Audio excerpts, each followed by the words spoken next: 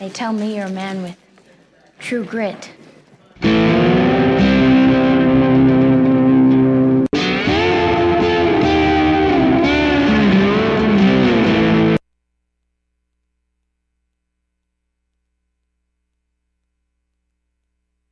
Podcast tonight. It's time to drop the hammer on this episode, and we got my old buddy Pat back tonight. I'm your host, Shane Davis, former IMCA Modified National Champion, and my sidekick, Pat Moore.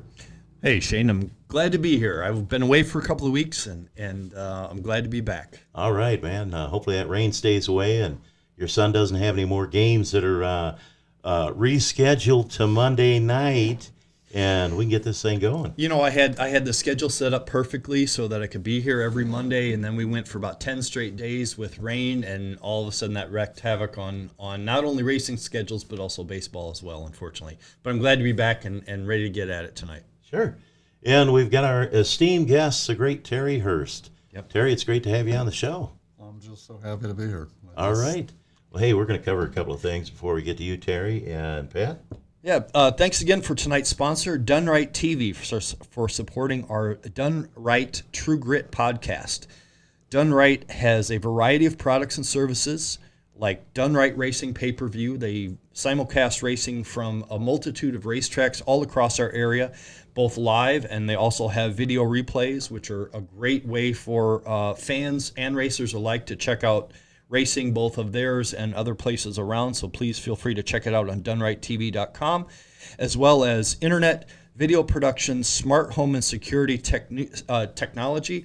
Our mentor Kelly, if I remember correctly, is away right now doing one of those smart technology and security installs out of the office right now. Yeah. So again, thank them for supporting our channel and making this possible. All right. Hey, we got a lot of news to talk about tonight. First off, coming up this weekend, over at Davenport Speedway, we're going to have the Hooker Trucking East Super Late Models in town. 5,000 to win late models, 1,000 to win mods. It's going to be a draw-redraw show, so you don't have to worry about, starting in a bad position because you're behind in points. Pit gates are going to open at 3 o'clock Friday, grandstand at 5, and we'd love to see you there. For more information, go to davenportspeedway.com. And we got Father's Day coming up this weekend, too, so happy Father's Day, Pat. Likewise. Happy Father's Day to you, buddy. Right. Appreciate it. Man, we had a lot of great racing going on last weekend. Did you get a chance to watch any that stuff that was happening out of Eldora? Wow, yes, I did. Right. 5 straight days of racing, 4 nights in a row at the Dream at Eldora. I got to watch every single race, as well as the USAC Midgets. They were, I think, 6 straight days of racing just last week and a couple of weeks before. But yes, the Dirt Late Model Dream was Saturday night. 100 lappers, $167,000 to win, if I remember correctly, 163, 167. It was a great race. Darrell Lanigan led the first 68 laps. One of his own cars. He actually found one of his own cars and rebuilt it and led the first 68 laps and looked really good. Chris Madden then came and had a really good duel the last 20 laps or so with the eventual winner, Brandon Overton. He actually won all 4 days in a row, $260,000. He won 4 nights in a row at Eldora. Man, that's my new best friend. Yeah, no kidding. I tell you what, he was absolutely on a tear. Brand new Longhorn chassis. He was really on absolute rails. Absolute rails. Yeah. Kyle Larson actually got to run the late model all last weekend as well. Wow, that guy's amazing. Yes, he ran there 4 nights in a row and then went and ran the NASCAR race last night, the NASCAR All-Star race in Texas. Won $1 million. Won $1 million. I mean, what kind of guy is that? I mean, that guy has been amazing this year. He's just been on a tear all year, and he can drive anything with wheels. One of the cool things about him, love him or hate him, one of the cool things about a guy like that is he's a racer. This last weekend was a testament to that. Rather than doing vacation stuff or taking a day off, he raced late model 4 days in a row, jumped on a plane, flew down there, ran the All-Star race, won, and I just saw tonight he's running the Ohio Speed Weeks in a sprint car all week long. So, how do you like that? And I tell you what, in his press conference, he actually said last night after winning the NASCAR race, thankfully Brendan Overton was not there last night, otherwise he wouldn't have won. I like that. Hey, you can check out all the racing results on IowaRacingNews.com.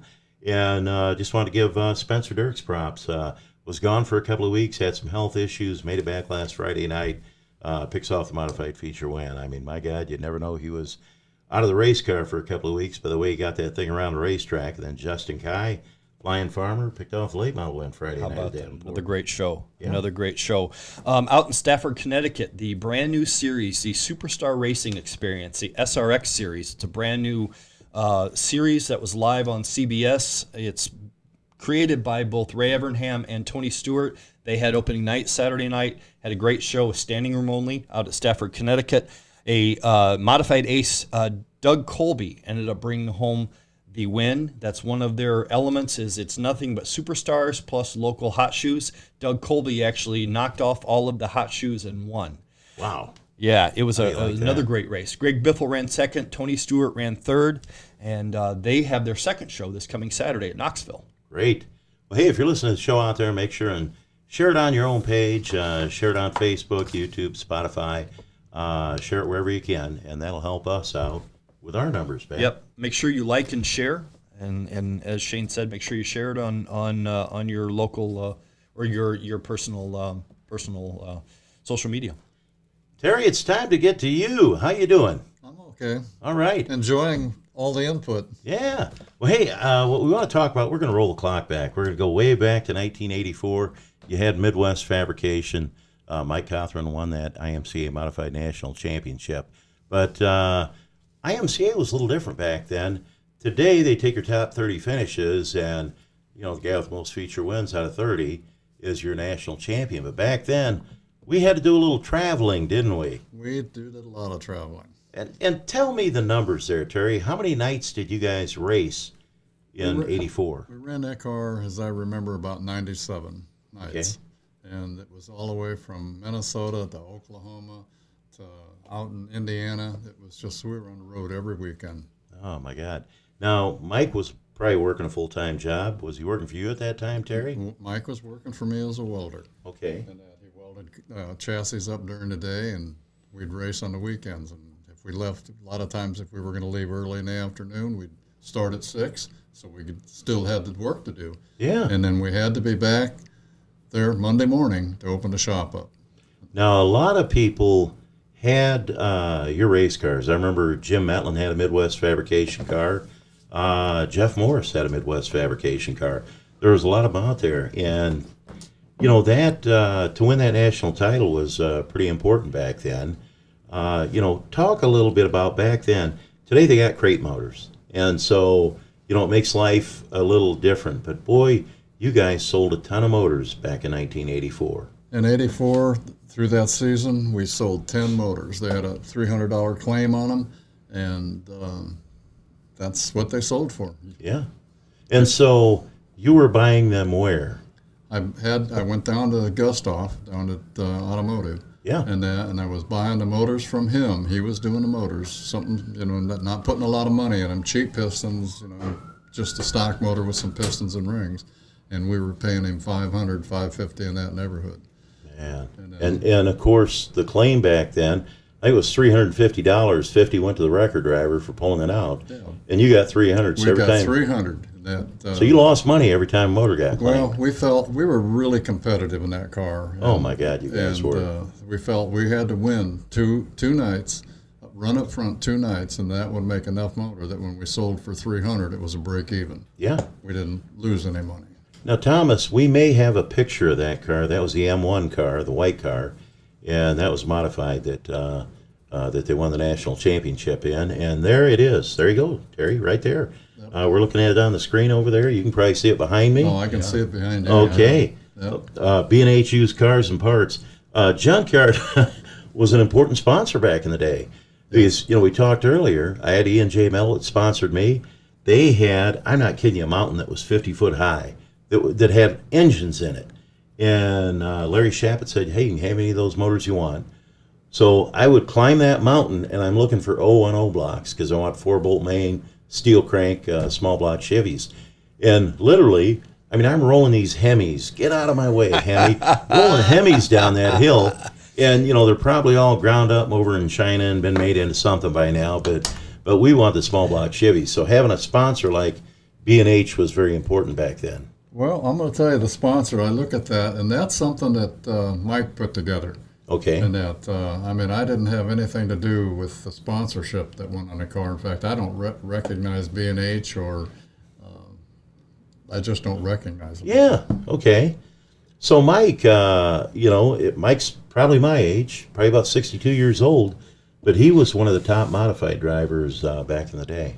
He was just getting started, and that I got to tell you a story about Mike and that. And so we were racing Oskaloosa one night, and Chandler was Merv Chandler a competition for us at that time, and I think he took Mike out boy. 3 times. Yeah. And so I was just livid, because he didn't retaliate. Right.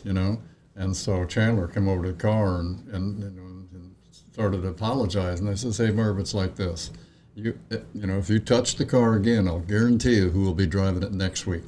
and it won't be Mike. And it won't be Mike. Yeah. And I just was so upset with Mike because he didn't retaliate. I know Mike came in the next day. Yeah. And says, "I can't do that again. Sure. You just got to cut me more slack." Okay. But then later in that, we were running Peoria, and I was running a late model, and he was running a late model. Okay. And he bladed a lap car down into me that took my right front off and put me into the tire and took the left front off, and we're in the pay window, and he says, "Is that aggressive enough for you?" Really. So Terry, IMCA, Keith Knack comes around with, a bunch of old clunkers, I remember, and he's handing out these sheets of paper. It says you can go racing for under $1,000. And so we're building modifieds. And I mean, that thing really started taking off and it exploded. At that time, were you also building the Tri-City Buggy cars out of Midwest Fab? No. I had actually sold Tri-City, I had told Tri-City Fab to Gary Oliver. All so right. he was doing the cars. Okay. And I opened up Midwest Fabrication. Okay. And then that was what Midwest Fabrication was building the IMCA cars. And I also had gone down to Ray Callahan Bullet, and I was building the Bullet cars. Oh, and them things are fast. He allowed me to do that. And so Sure. we built Bullet cars up here, both tube, round tube cars and square tube cars, and I did that for about 3 years. Okay. With Ray. Now, Gary Webb had a Bullet at one time. Yeah. He had a Buggy car. I don't know that he ever had a Bullet car. I remember the Buggy car because I remember the fifth design, how it was that one that was real radically offset, Mm-hmm. And, seeing that, it was just, probably one of the most radical cars, probably one of the best-selling cars for Gary Oliver. Because back in the day, when we're talking about Tri-City Buggy, Terry, they were probably one of the top chassis manufacturers in the United States, had dealers all across the United States. I built a lot of cars for them. A lot of cars. Yeah. And they were right there in Rock Island, Illinois, and one of them, the Flintstone Flyer, Yep. Mike Duvall, he drove those cars. I remember he'd come to town, and then Chrissy was running out at Tippin at that time, and, it wouldn't be unusual to see one of the top drivers like a Mike Duvall out there at Tipton because he's waiting to pick up parts or a car or, whatever it may be. Won a lot of big races, too. Yeah, he did. So the Tri-City Buggy cars, Terry, you're building those chassis. And Gary had some guys that have gone on to find great success. Mike Cothran was one of them working down there. Dale Fishline, he worked down there at Buggy. Do you remember some of the other people who were there at that time, Terry? Not really. Annette, I didn't have, our shops were apart and so I would, talk on Gary on the phone. Yeah. And say, and he'd say, "Hey, we need 3 cars or building 3 cars." And so many times the cars went to people because I'd deliver them and then I was back to my shop, working with the people I had working for me, building more cars. So I didn't even know where they went a lot of the time. We got a shot of you sitting in the TR1 late model back in the day. It's red. And you're sitting in there. In fact, we'll move on from that. That's a Tom Hirst picture, but we'll get to the red car. There you go, one of the TR1 cars. Now, that was when they were still Howe Tri-City Buggy cars. Exactly. Okay, so evidently Ed Howe had a little role in maybe You know, I don't. At that time that we built that car, he was still associated with Hall, but we were duplicating everything. Yeah. It was Hall's stuff. When I jigged up to do the cars, it was Hall's stuff I was jigging off of. Yeah. And that. So I mean, that's how that went. You know. Very cool. When I remember you, Terry, every car you had was absolutely flawless. I mean, you know, the pop rivets had to be a certain distance apart. And the race car just looked beautiful. Now you were running Grove motors back then. Were you pretty happy with the Grove engines? Absolutely. One of the biggest mistakes I ever made was I left Grove to go with another motor. And when we look back at the years that we had success, it was always the years that we had quality motors. Okay. If we went to somebody and we had a poor year, the motors weren't doing what they did. All right. Now that car there, Terry, you know, we talked about the different suspensions and the evolutions that happened in late model racing. Is that like a monoleaf car we're looking at right now? That's a monoleaf car. Now, did you float the rear end on the monos? You had them clamped down? No, had them clamped down. Now, the brakes, were they welded solid to the housing, or did you float the brake brackets? No, they were welded solid to the housing. Welded solid. So, I mean, they're very simple. And was that a Reese bar car back then? Nah, I believe that car was probably a lift bar. Had a lift bar. arm in it. Nice. Okay. But, man, you know, you talk about simple. When you run those monoleafs, you could take a shot in the left rear and, you know, you're going to finish the race. They're so forgiving. They are. I mean, they're just really, really forgiving suspension. Okay. So we can kind of move forward a little further now. We're at Maquoketa Speedway. Now, this picture here, I want to talk about this. That's Tom Hirst in the 38 Keith Simmons car. Now, with that being a TCB car, would that have been the era that you were still building cars? I built the cars for Tom Hirst. And Tom Hirst, he went on to win the national championship in NASCAR. Yep. You know, which today or most recently it was called the NASCAR Dodge Weekly National Championship. But that would have been one of the buggy cars. Had a big Tri-City buggy on a quarter panel, and Greg Carlson had to paint that 38 on there because he always had that paint fading from one color to another. And I always remember your TR1s being that way, and I just thought it was the neatest thing ever.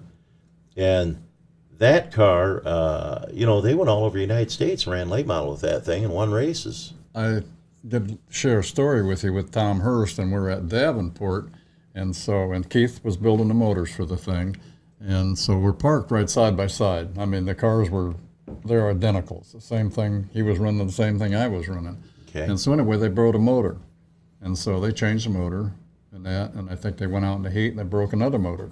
Oh boy! And they're chasing that national championship. Sure. So I went over to Tom, and I think they had another motor, and we had a Grove. We had a Grove in our car, and I says, why don't you just get in my car and run my car, And so I don't remember the guy that was doing his setup. Okay. And that little short guy, and he came over and he said, what are you running for stagger? What are you running for shocks? What are you running for gear? And he walked around and did we can do this. and he said, well, you got to start in the back. Right. And I said, hey, Tom, the only thing I want to know is don't touch the title tail. Okay. Don't touch the title tail. You want to know what kind of arse I wanted it. And so he came in, and you know what? He ran that car 500 to 600 more, 100 RPM more than I was capable of running it. Really? He started in the back, and in 10 laps he had the lead, and he won by a straightaway. Oh my God! Wow. Man, I'd say he you're was- onto something. At that point, I'd say you're Well, onto he was a something. driver. I mean, I was a builder, and I did that. And I won some races and that, but I was never the quality that a Tom Hirst or Roger Dolan or just Ray Gus Jr. Yeah. Those guys just have something. They have that special, it's like Kyle Larson. We were talking about that a while ago.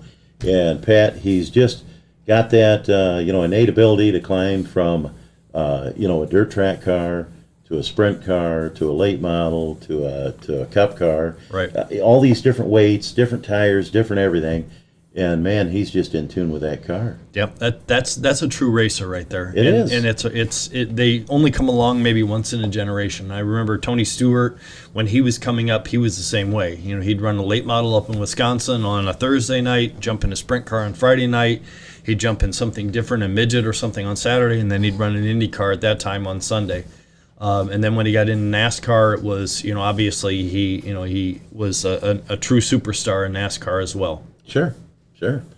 So fast forward a little further up than that, Terry. You would always, when you sold your cars, you got top money out of them. I mean, they were like show cars whenever you'd send them down the road. And, that was one thing that I always admired too. And, your red car, the guys that show up to run late model, and, you'd have your wheels polished to where they look like chrome, and the car was just a showpiece. Everything like, first class. You ain't going to race that thing, are you? So... But it's kind of an intimidation factor, right? It intimidates the people. I remember the one red slab car. It's the car right after the one you showed, and it was a true slab car. But the rear spoiler was 80 inches wide. Wow, 80 inches wide. 80 inches. Yeah, I remember going to Corning with it, and NASCAR, it was NASCAR at the time, right? And Wilson come over there and he says, "You can't run that." And I said, "I've been running it all over." And he said, "Well, we're not going to let you run." Okay. And then I'm arguing with him, and my boy, who is Matt now, my oldest boy, he's already back to the truck. And and he looks at it and says, "Hey, that's a piece of cake." And he drills out the rivets on the left-hand side, and he run the trimmer down there and cut whatever 6 inches, 8 inches off that side, and pulled pulled the left side in. Okay. And the right side is still sickened. Yeah. Made him happy. That's right. It made them happy and made me happy. Yeah. Hey, if you got any questions you want to ask Terry Hirst or one of us here, feel free to ask that question on the Done Right TV page. Yep. Make sure you message us. Also, a little bit of housekeeping.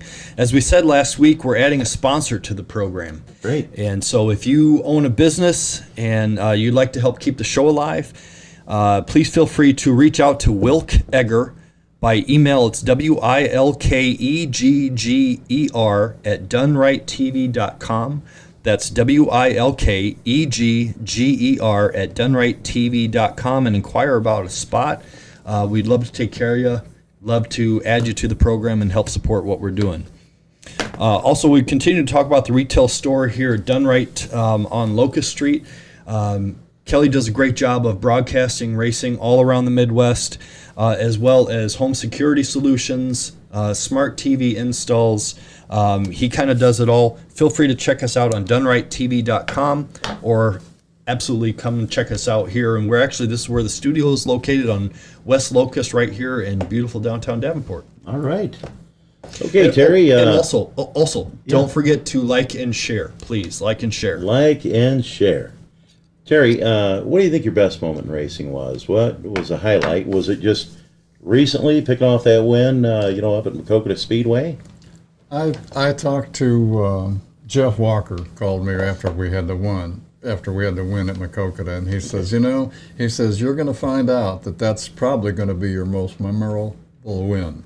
At this age and that, I won some really nice races, big races, but it wasn't back in the day. For me, it was about building cars and nice. And putting people in cars. Sure. We were up at Farley, and we were in a championship duel with Gary Webb. Okay. And that was in that red slab car. Okay. And that really competitive. And Dan Dickey, who was a customer of mine and had a similar car, and I'd sold him a couple of cars. He called me up on the phone. He says, "Hey, I crashed last night." And I says, "Well, how bad is it?" And then he started explaining. I said, "Dan, you just need to bring it. I need to look at it, but it sounds bad." And so he brought it to the shop, and that's when we were located out there in Milan. And after looking at it, I says, "Dan, it's not fixable. I mean, not in any time, but I'll tell you what I'll do." I says, "We'll strip my car out. We'll put your suspension under my car, and you buy my car, and that's it. You run that the rest of the season." Well, we're in a championship hunt with Gary Webb. Wow. My oldest boy, in fact, we were leading at the time. Yeah. 3 or 4 points, but whatever. And then my oldest boy walks in the shop and, "Where's the car?" I said, "I sold it." I mean, my God, you did what? It's where you change the hats, and the businessman put the hat on. I says, and I didn't know what to say to him. I says, "The only thing I can tell you, Matt," I says, "do you want to race next year?" Well, yeah, that's the car right there. Right there. That's Now look at that, Pat. Is Oh, that yeah, a that beautiful is car? absolutely Again, beautiful. Greg Carlson, always, faded in that lettering on it. Picking up a win up at East Moline. Grove. I remember that car. Automotive still on that. It was just a beautiful, beautiful race car. So, hey, let's talk about you getting back into racing, Terry. I'm up at, Macocata Speedway, and we decided to do a pit walkthrough. And I'm walking through the pits, and I looked over and I see this TR1, and I said, it's got to be Terry Hirst. And I want to tell you something. We're doing a pit walkthrough. We had 3,500 people watching that pit walkthrough, and we went over to Morris's car and interviewed him, and we're just making the rounds, going to different cars in the pit that night. But I got to tell you, I got a ton of emails when I went over and talked to you. And I said to Terry Hirst, I said, now who's driving this thing tonight? And Terry said, I haven't been in a car in 30 years. So what kind of emotions were you feeling at that moment, Terry, knowing you're going to be back behind the wheel of the car? I was hoping I wasn't going to make a fool of myself. And I got lucky. I did somewhat, and but it worked out okay. Now, in the heat race, you had a miss in the motor. What was going on there?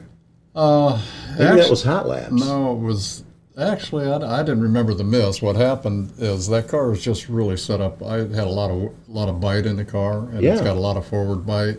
And I remember trying to say, okay, I need to get in on the bottom. Right. And I did. I started on the inside, got the position, got in on the bottom of that. And when I picked up the throttle, that thing just straightened the nose, and we went right to the top. Very nice. And the other guy, he just drove on him, right on by. So tell people the story of that, Terry. I mean, it's a car you built back in the day. Now, how'd you find that car up in Minnesota? After we searched around here for a car and then found talking to the club and the cars that we had found, they said, no, you're not going to do that. And so I got really desperate. I put something on Facebook and said I was looking for a 78, 79, 80 TCB or a Tri-City Buggy or even a Howell. And Mike Winterman up in Dubuque, who runs chassis up there, he calls Stealth me, race cars. Right, Stealth race cars. So he calls me and says, hey, I've got a guy in the shop that knows where there's one of those cars sitting. Wow. I said, you got to be kidding me. And he says, no. He says he's going back to Minnesota, and he's going to go over and take some pictures, and he'll email you the pictures. Oh, my gosh. And he emailed me the pictures, and we bought it from Josie's Speed Shop. Very cool. Very cool. And so we talked to him about it and went up there and bought it. That's awesome. Now, we might have a picture of that car. It was a white one with a TR1 in it, and naturally one of them would be you down in Victory Lane. Another one would be you down in the pit area. We got a shot of you. There's, again, another beautiful race car of yours, Terry. Another car, Mike Cothran, and there we go. Nice. All right, that was you down the pits after your win because you got the trophy. Yes, I do. So, Terry, so you go up to Minnesota. Did you go up there with your boys, or? Matt and I borrowed a trailer. Right. And from Bob Helm, borrowed a trailer, and we went up there and talked to him. Originally, when I talked to Josie, he wanted $1,000 for it, and by the time I got up to buy it, it was $2,000. Oh my God! And what the heck? And Matt says, and we looked at the car, and he says, well, he says, Dad, this isn't one you welded up. It's probably what Bobby Jackson welded up, but it's vintage. It was the car. It was Very the car. cool. And it was on monoliths just like it is today. They didn't have it on monoliths. It was set up for a spring. It was a spring car. Okay. But they had full springs underneath. That's what Josie had underneath. Okay. But that was never my plan. How long had that been sitting then, Terry, if it was built in 84? He bought it. It went to somebody in Nebraska. And Josie bought it from the guy in Nebraska. And he was going to make a nostalgia car out of it there and just his son runs midgets and he just he never got it done. Wow. So That's when you got it cool. home, you guys probably stripped that thing down to the bare chassis and We took it all apart and took it out and had it sandblasted, and that's after we worked on it for probably 2 months, changing this and putting the coil over it. It's a monolith.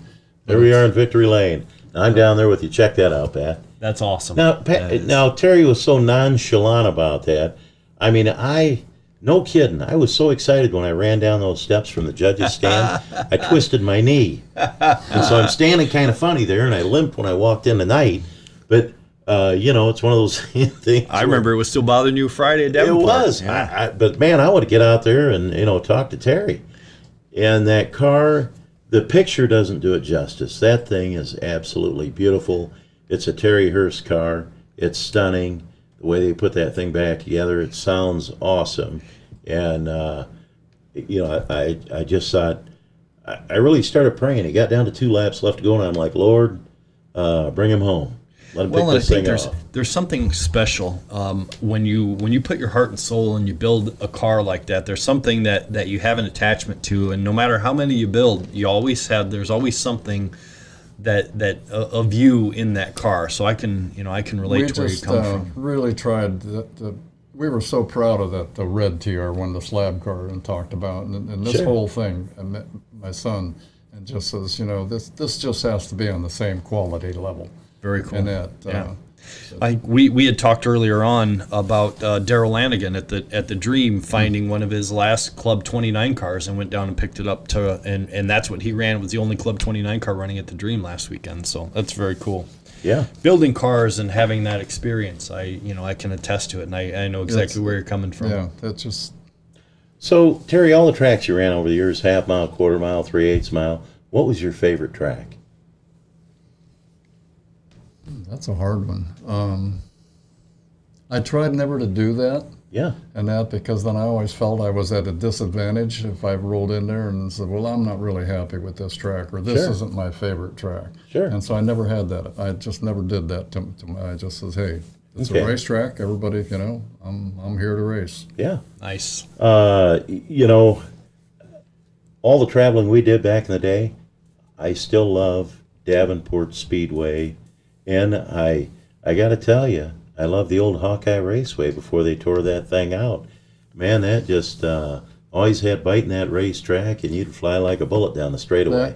They kept that track so wet. So wet. Multiple grooves, nice and high banked. Yeah. We went there a few times. We won some shows there. We had some shows taken away from us there. Me and Ronnie Wheaton never got along real well.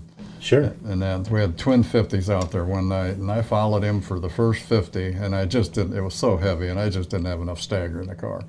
And so I come in, and Mike Clays was fitting with me at that time, helping me. And oh, yeah, great help. Yeah, and he says, what do you want to do? And I says, and I think I had like 5 inches in it or something like that, and I said, put another 8 inches of stagger Wow. in it. And, something that memory's not that good, but we put a bunch more stagger in. I said, I'll be fine, don't change nothing, just stagger it. And so I was really careful, got by Ronnie, and then we had about 5 laps to go, and I get a blur out of my left side. And Ronnie had cut through 2 tractor tires and nailed me in the left rear. Oh, my God. And that was the end of the end. And then he came over afterward, and he wanted to apologize. Yeah, that never works, does it? That don't work very well. Hey, tell me something that nobody knows about you, Terry. We're race fans. We know you race. We talked a little bit while ago about your dad being a carpenter. Yes. And so one of the things people probably would know about you is you're a carpenter. Yeah, I grew up, my uncle was a contractor. Okay. And my dad worked for him, was a lead carpenter. I went to work, I was a junior in high school in summertime, and I went to work for my uncle. And I remember I was getting paid 25 cents an hour. And he did his own concrete. Sure. And so I got pretty decent at that. And he came to me one day and he says, well, I'm making money on you. And he says, I'll pay you 75 cents when we're pouring concrete. Okay. Wow. And so, I did an apprenticeship with them and with the union. They got me in the union, come out there. Actually, they came out and wanted Adrian, that was my uncle, to join the union. And so he did, but part of that deal was that I got to go in the apprentice program. Yeah. All right. Very cool. Hey, folks, please make sure you like and share. One more reminder, please make sure that you like and share. We're on both Facebook and also YouTube. We also have Spotify now, as well as Instagram. So please make sure that you like and share. Terry, I know there was one thing that I didn't know about you. until we sat down and started talking. You actually also have not only a background in stock cars, but open wheel as well. Tell us a little bit about that. I joined up with a fellow by the name of Bob Zerl, and he had just gotten out of the service. And he came out of Kansas City, and he had a sprint car down there. And so he didn't want to do this. He finished a season with me with the stock car, but that winter he wanted to do a sprint car. And back, tell you how not smart we were, but we didn't buy it. We built stuff. And that car was so heavy, and I wanted it green. Oh boy. That was taboo at the time. What year were we talking? Oh my God, that would have had to been Maybe 60s, maybe in the 60s, late huh? 60s. Yeah. Early That was really taboo then, though, Oh right? man, it was. And I mean, to tell you a story, and that, so we're racing in Springfield, Illinois, and that little bull ring. Little and that. Springfield. Yeah. Oh my. And I had crashed it there a couple of times, and anyway, I'd crashed it enough time, and we got tabooed enough time, and got to believing on the taboo. And I remember coming back, and it had a black leather interior in it, and it had a green stripe in it. And so I took that car off, and I took paint remover and took all the green off the car. And I even took the seat apart, took it back to the upholsterer, and had him take out of the upholsterer, and we painted it black. Yeah. And so we go back down to Springfield, and we're pitting there, and the guy comes up to me and he says, "This is the first time you guys been here?" Yes, it is. And up until then, they wouldn't even talk to you. Yeah, I know Shane and I had talked about peanuts in the pits here a couple of weeks ago. Yeah. One of those old superstitions, and we had talked about baseball earlier on in the program, and my coaching baseball. And I tell my kids that I'm coaching, said the only thing that's more superstitious than baseball players are old racers. Right. You have those old things that, I've never raced a green car.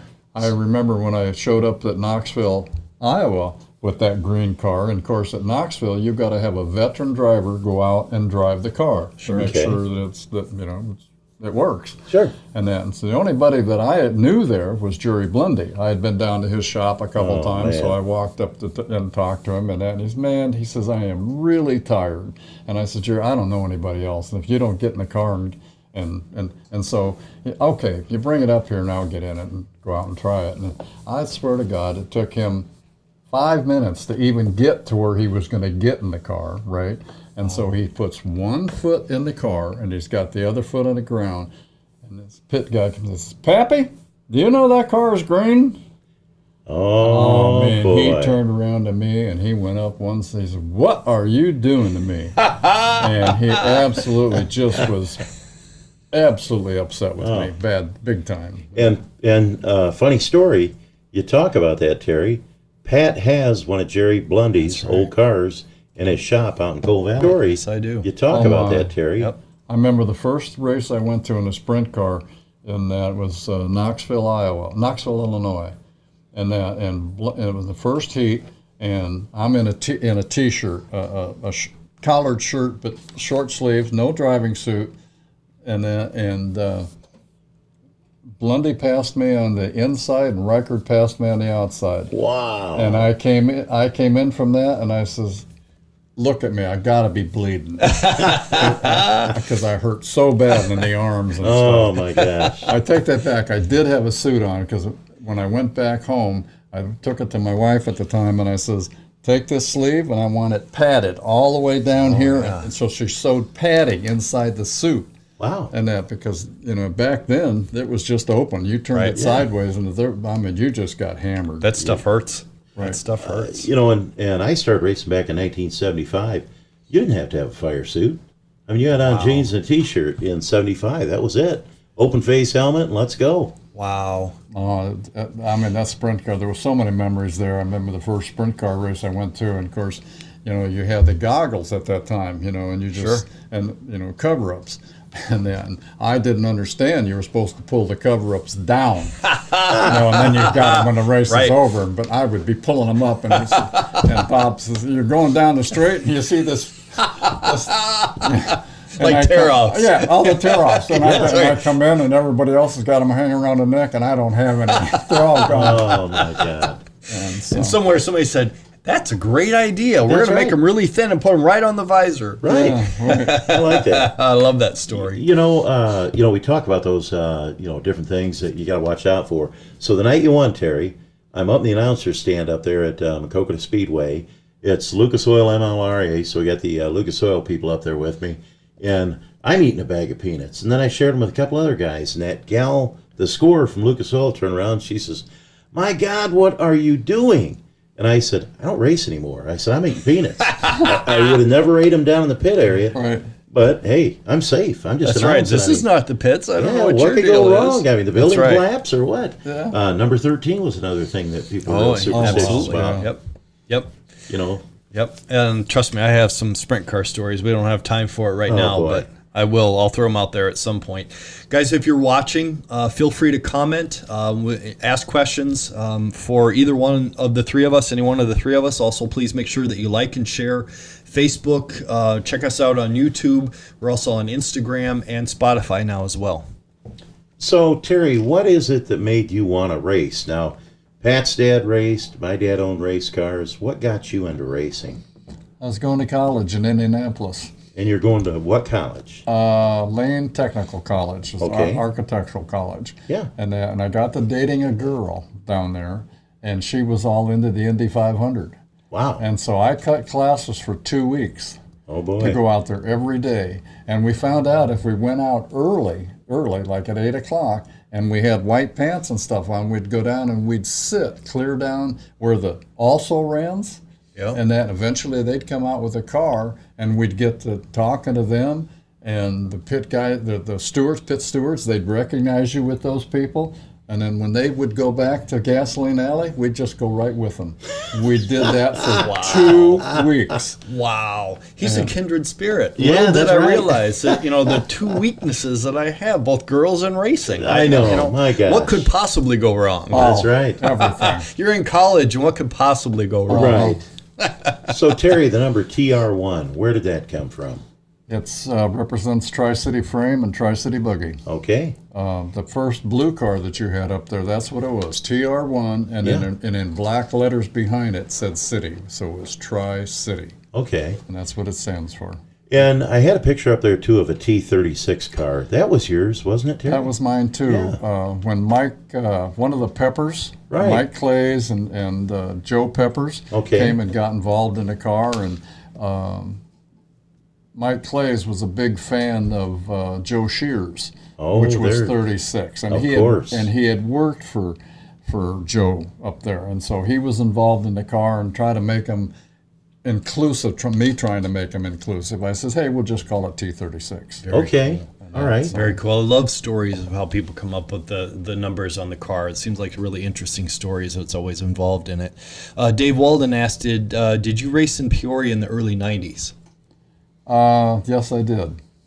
Excellent. In fact, I was just, I went back in and looked at one of the trophies in the house, and I was trying to, before I came in here, and I was trying to decide where it came from, whether it was, and I think it was the mid-season or season championship at Peoria. And Excellent. and I had trouble down there a little bit, and then my boys and that started figuring out what it needed to be, and basically they needed to take gear away from me. Yeah. And I learned down there that it was really hard to pass. But if I would follow them, if I would go in on the outside of them and make sure that I was right on them, and we had enough bite in the corner net that I could take the top away from them coming off. And Yeah. that's how I passed. And Very I'm going nice. to tell you, I got onto that plan, and it really worked. It worked. It worked down there. Very cool. And, Yeah. and I think half the drivers down there were named Struby. Oh, Yeah. my. Yeah, there's Yeah. always some good racing down there. Dave said he was actually a flagman in Peoria in the early 90s. Also, Jeff Snyder commented that it was fun racing with you at Macocata the other night. So thanks for watching, and thanks for the comments as well. Sure. Hey, I'm going to give a plug to that club too. That's the Nostalgic Stock Car Racing Club. So if you want to know the rules or want any information on that club, get a hold of Mark Clays on Facebook, and Mark can get you hooked up with the rules and all the information you need, because it's a real neat club. It really It is, and that I remember when I got originally talked to Mark about getting into it. Of course, my cars were always light stuff. I just was always the light guy. And that I think one of the cars I raced back in the 60s, and that it only weighed 1,800 pounds. Wow. In the 60s. In the 60 Wow. for Wow. That's a huge advantage, though. Oh my God! Yeah. And in fact, I was racing with Ed Sanger one night, and then a lot of it was at Dubuque, and there was a lot of flags, little red flags, and so. And I'm out of the car, you know, and these guys were all in 3,500 pound cars, 3,000, all big blocks. And I'm complaining to Ed, I'm saying, I'm just having a heck of a time, you know, keeping up on these restarts. I lose 2-3 positions. And he says, I'm going to tell you, you've got a lot of people scratching their heads here because they don't understand how you're doing this with a small block. Yeah. But that's what it was. It was weight. Weight versus horsepower. Oh, man. That was something I learned from my father back in the day. That car was really special. I wished I would have figured out why it was so special. The slicker it got, the faster that car would go. Just unbelievable. But isn't that the truth, Terry? I mean, you built a lot of race cars over the years. You could have a lot of the cars come off the same jig, and you had a magic one out of the bunch. Yeah, it's, you know, some of them are that way. You know, I mean, you just, who can say why? Yeah. You know, some of them are really special. Maybe you take more pains with them. I don't know. I know it was probably 1975, 76 around there. I was at a big race they had up in Macokota, and Mike Neffnager and Dwayne Steffi were out there. They were driving from Morgan Trucking. Mm-hmm. So they had the two white cars with the orange 72 and 77. Well, Steffi goes out there. Everybody's running big blocks back then, and he puts it on him. And I remember going down in the pits after the races, and he had the hood off that car, and it was a small block, and it really... That trend started to happen then, where people are saying, hey, let's get rid of the weight off the front of the car, run this small block, and, you know, the rest was history. It was a whole system. It couldn't just be weight off the front. It had to be everywhere. You just really had to think, you had to be weight conscious. Right. But, yeah, that car, 1,800 pounds, 1,850, it was just really before its time. All right. Very cool. I love good stories like that.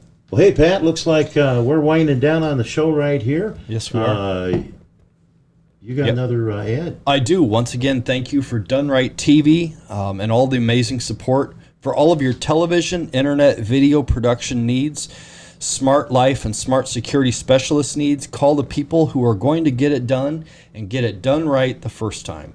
Again, their number is 563-355-7490. At DoneRightTV.com. The store location's 1414 West Locust Street right here in beautiful downtown Davenport. Well, not downtown, but right here in beautiful Davenport. Beautiful Davenport, That's yeah. right. Right on the way to Davenport Speedway, right on Locust That's right, Street. right You down drive the right street. by us. Terry, we're about ready to wrap this thing up. Do you have anything in closing you want to say to your pit crew, your family? 77 years old. You've been around this game a long time. Long time. I've never, one thing I did want to get out, I've never had a sponsor until this TR1 car. Are you kidding me? I'm not kidding. I never had a sponsor. And my son says, you know, we were doing something, we needed some body panels or something like that. And he says, well, you need to call Scott Braun. You know, and I did. I mean, I put it off for a week, and I knew that he was going to come home from work and ask me if I'd called Scott. Yeah. And so I called him, and I raced with him at Dubuque. Sure. Or not Dubuque, Farley. Right. And I says, you know, I could really use some help. And I'm going to tell you, he says, yeah, I'd be willing to do that for you. Unbelievable. And you got a performance body parts shirt on and a hat. You Yeah, bet. nice. So if you need body panels, you need to go see Scott Brown. Body panels, and then he called a couple of his suppliers. I've got quick shafts in the car, and they stepped up, and it was just. And I told him we were up there for like 3.5 hours. He just treated me like one of the kids, you know. Yeah. That's fantastic. And Well, you know what, Terry? Believe it or not, you know, you're one of the legends of racing around here. I mean, I put you up there with Gary Webb, Roger Dolan, Ronnie Whedon. You know, the list just goes on because you've earned that.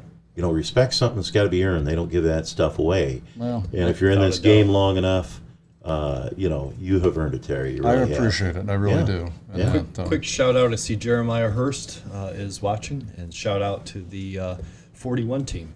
Yeah. You know, Jeremiah now won a championship last year in Lucas Oil, MLRA.